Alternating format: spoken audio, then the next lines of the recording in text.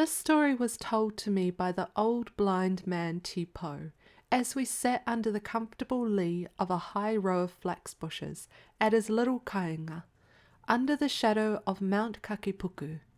This ancient fire peak, a miniature Ngā Uruhau in outline, but unlike Ngā Uruhau, its active volcanic age long past, is the most remarkable mountain along the old Māori border. Its form is set in bold, down-sweeping lines of rest. Its furrowed sides are green with high fern and clumps of forest. Its top is cut off in a saucer-shaped crater, jungly wooded, and on the rim of the crater are fern-grown earthworks of immemorial forts. Kakepuku looks a romantic high place even in the bright, cloudless noon of summer. On days of fog, such as it often sees, it is a mountain of enchantment, with an added altitude to its upthrust shoulders as it looms dark blue through the swirling banks of vapour, a peak steeped with native legendary and poetry, of which my old warrior acquaintance was the chief repository among the small hapus that dwelt around its foot. "My friend," said Tipo, "now that we are talking of things supernatural, let me tell you something about this mountain above us. My ancestor, Kakepuku, in the first place, it is well known to all of us, of course, that Kakepuku was a human being long, long ago. He was a man, and the yonder smaller mountain, Kawa, the old man pointed to a gently rounded terraced cone a few miles away due east, was his wife. For the love of him she rejected that other fellow across the great swamp yonder, the hill which is called Puki Tarata. There are some strange tales about the love-making ways of these ancient mountain parents of ours. But what I want to tell you is of the mysterious people who haunt these lofty places. Yon great range of Pirongia, as you well know, is the chief home of the Patupaiarehe, the fairy tribe. Their citadel is there, on the very summit of the main peak, and the height we call Hehekiwi. On the days of cloud and fog they roam abroad, but they are only to be seen by the eyes of the wise men, the Tohunga. Now, when I was a young fellow, and that was a very long time ago, there came to our home here at the foot of Kakepuku a Tohunga, a very skilful man in incantations and Māori medicine, a man whose name was Panapa.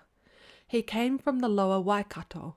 The purpose for which he came was to cure his relative Taepa, my grandfather, who lay ill in his whare.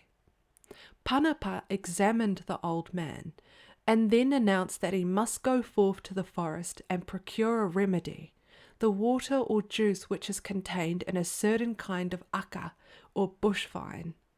He bade me bring a large bottle. It had contained rum, which was Taepa's favourite medicine before the Tohunga arrived, and also a tin pannikin. And having placed these in a flax kit, which I slung on my shoulders, we set forth. The Tohunga led the way up the mountainside by a narrow track used sometimes by the hunters of the wild pig. We climbed until we had reached a thick patch of forest in a deep hollow on the western side of the peak, facing the fairy-peopled ranges of Pirongia. The bush was very much entangled with supplejacks and rata and aka climbers.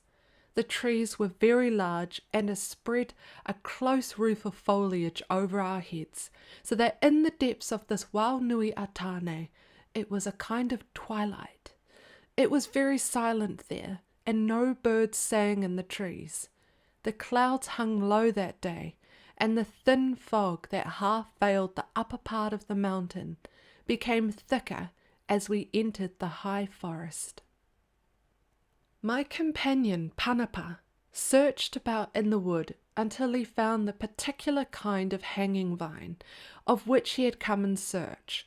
It was an aka, closely resembling the rata vine, and it was about as thick as my arm. Taking his small tomahawk from his girdle and bidding me stand by it with a pannikin and the empty rum bottle, Panapa slashed away at the aka. He cut it into sections, each about a foot in length, and as each was cut from the hanging vine, he held it over the pannikin in my hands, and drained out the brown-coloured watery juice which it contained. This he did with each length of aka, until the bottle was about half full. Presently, when the tohunga was seated on the ground, carefully emptying the contents of the pannikin into the bottle, I picked up the tomahawk, and moving a little distance further into the bush, I began cutting away at another aka, hanging down like a great eel from a lofty tree. I had delivered only one blow, and was in the act of dealing another, when a strange and terrifying thing happened. The forest had been perfectly still, for it was a windless, heavy day. Suddenly, the tree-tops shook, as from the passage of a strong wind, and the branches creaked, and all the leaves of the forest made a loud, murmuring, swishing sound. The bush was full of small, unearthly voices. It sent shivers down my backbone, and the hair stood up on my head like the bristles of a wild boar. My legs shook, and my heart rolled about in my breast with fright of what I knew not.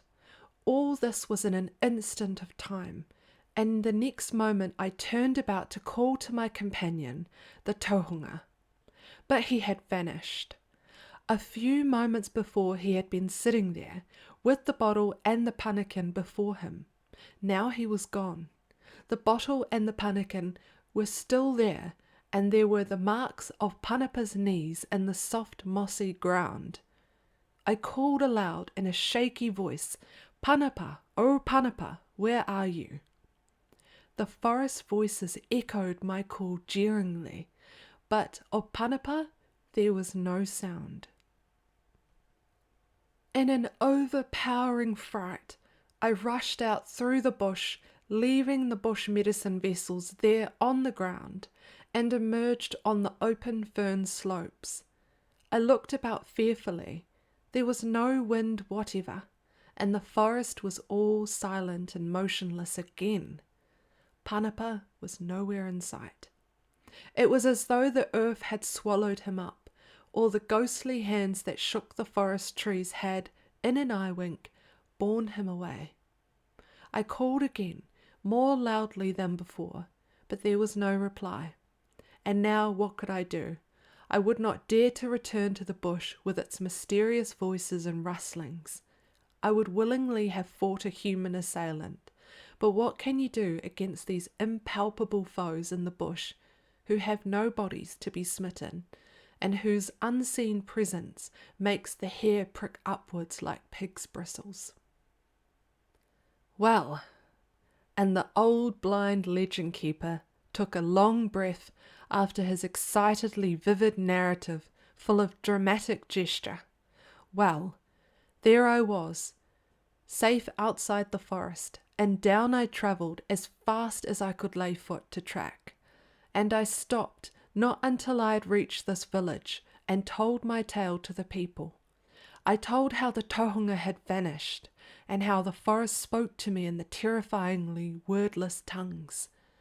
And I asked my sick grandfather, old Taepa, what it all meant, and he answered with but 2 words, as he stretched up his hands towards the mountain, the Patupaiarehe. And that is what it was. We sat there in the meeting house, and the old men and the women talked of the fairy tribes, and of their tricky ways with mortals, and the young people's eyes grew wider and wider with each story of the forest wizardry. We had the evening meal and again talked. It was now dark, and a fire burned in the middle of the big whare, at the foot of the carved house pillar. Suddenly, in its flickering light, we saw our missing man, Panapa, the tohunga. The lost one had returned. In his hand he carried my flax kit, with a half-full bottle of aka juice and the tin pannikin. In his belt was the little tomahawk. At first we imagined it was the ghost of Panapa, but there he was in the flesh. "Panapa! Oh, Panapa!" the people exclaimed. "Where have you been? How did you vanish from the side of the Boitipo?" And the Tohunga, upon whose face sat a strange half-dazed look, began a long story which occupied till well on to midnight, and this is the substance of his curious tale. It was the fairies who had snatched him away, the Patupaiarehe from Pirongia. On such a dim and cloudy days as these, they are often crossed from their home mountain to Kakepuku on the wings of the fogs and mists, for they love to gather on the high forehead of the sacred Kakepuku. The bush in which Panapa and I had halted to get the water of the aka vines was their special haunt, and they loved to suck the juice of those vines themselves, for it was a drink of the gods and fairies. Panapa had fortified himself against them by repeating charms and incantations as he travelled up and as he began his work. And all would have gone well but for my interference. I should have contented myself with holding the vessels for the aka liquor, but no, I must go chopping away at the sacred vines without asking Panapa's permission. My heedless actions had brought down upon us both the anger of the fairy guardians of the forest. The cutting of the aka was mahi tohunga, priestly work, not to have been entered upon lightly, and such an inexperienced youth as I should have never used that tomahawk. And the noise of the forest leaves, and the waving and the creaking of the branches was caused by the forest gods, the Patupaiarehe, as they seized Panapa and bore him away with them. They carried him off in the twinkling of an eye through the upper air. The low-lying banks of fog concealed their passage. They whisked him away like the wave of a hand to their fairy fort on the top of Hihikiwi, the summit of Pirongia. And Panapa was set down there, surrounded by a great ring of the most strange-looking tribe he had ever beheld. Those nearest to him were like people of this world, dressed like Māoris of old, in garments made of toy and flax, but their faces were fairer than Māoris, a pale hue, as if they were ever strangers to full daylight. Their eyes were blue, like the lakes or the ocean on a sunshiny day. Some of their women were amazingly beautiful to Panapa's eyes, but for their excessive whiteness of skin, all around gathered the fairies, and as Panapa ventured to lift his eyes, he saw other creatures, or rather apparitions, in the trees that overhung the meeting place. There were large heads without bodies to them, heads with eyes staring like owls' eyes, and there were hands without any bodies.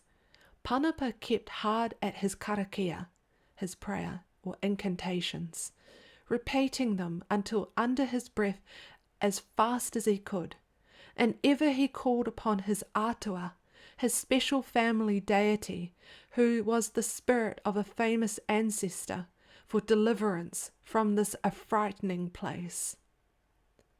The fairy chiefs held a council there on Hihikiwi. They discussed what should be done with Panapa for his intrusion upon their sacred places, and Panapa, calling again upon his god, made answer and pleaded the ignorance of his youthful companion. And his god came to his aid, the spirit of his ancestor, and so it came that the fairy chiefs Te Whanawhana and Te Rangipori, for Panapa heard their names, and their fellow chiefs of Pirongia Mountain, consented to the return of the Tohunga to his world of light and life. Had it been otherwise, he would have remained to become a fairy priest for the Patupaiarehe and live forever in the cloudy mountains. And again, Panapa found himself borne from the ground and carried through the air, supported by unseen hands which had whisked him away, and like a flash the fairies had gone, and all was silent again. But there he found himself stretched on the mossy ground in the bush on Kakepuku, and beside him he saw his tomahawk and bottle and the tin pannikin. And that was how it ended, this amazing experience of Panapa's. In a dreamy half-dazed way he looked about them, remembered where he was, then picked up his tomahawk and the bottle of bushvine juice and the pannikin, and wandered out of the lonely forest and down the mountainside and home to us here at Pokuru. And that was the fortunate ending of Panapa's adventure with the Patupaiarehe. And what about the sick man? I asked. When the storyteller had ended, how did he fare after all this? Oh, old Taipa, said Tipo. I had forgotten about him for the moment. Oh, the aka juice was an exceedingly powerful medicine, and it cured him. But it was not the bush medicine alone. It was strong to cure him because it had been charmed and charmed through and through by Panapa, the Tohunga. And these charms were made powerful by Panapa's ancestral god. For what avail is there in charms and prayers unless you have a god strong enough to give effect to them? And, my friend, I think it was exceedingly fortunate for Panapa that he possessed a god of such mana or respect. Had it not been so, he would have been bound to the forest forever, in the fairy kainga, on the Pirongia's highest peak,